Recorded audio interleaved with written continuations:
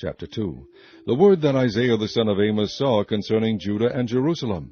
And it shall come to pass in the last days that the mountain of the Lord's house shall be established in the top of the mountains, and shall be exalted above the hills, and all nations shall flow unto it. And many people shall go and say, Come ye, and let us go up to the mountain of the Lord, to the house of the God of Jacob. And he will teach us of his ways, and we will walk in his paths. For out of Zion shall go forth the law and the word of the Lord from Jerusalem. And he shall judge among the nations, and shall rebuke many people, and they shall beat their swords into plowshares, and their spears into pruning hooks. Nation shall not lift up sword against nation, neither shall they learn war any more. O house of Jacob, come ye, and let us walk in the light of the Lord.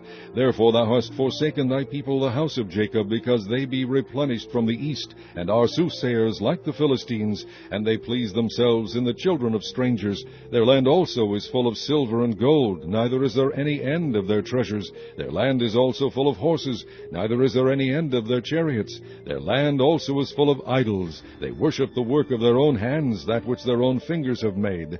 And the mean man boweth down, and the great man humbleth himself. Therefore forgive them not.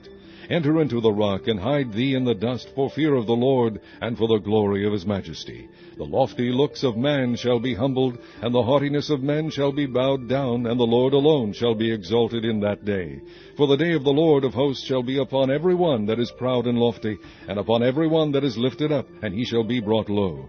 And upon all the cedars of Lebanon that are high and lifted up, and upon all the oaks of Bashan, and upon all the high mountains, and upon all the hills that are lifted up, and upon every high tower, and upon every fenced wall, and upon all the ships of Tarshish, and upon all pleasant pictures.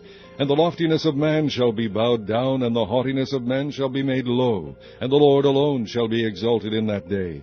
And the idols he shall utterly abolish, and they shall go into the holes of the rocks, and into the caves of the earth, for fear of the Lord, and for the glory of his majesty, when he ariseth to shake terribly the earth. In that day a man shall cast his idols of silver, and his idols of gold, which they made each one for himself to worship, to the moles and to the bats, to go into the clefts of the rocks, and into the tops of the ragged rocks, for fear of the Lord, and for the glory of his majesty, when he ariseth to shake terribly the earth. Cease ye from man, whose breath is in his nostrils, for wherein is he to be accounted of?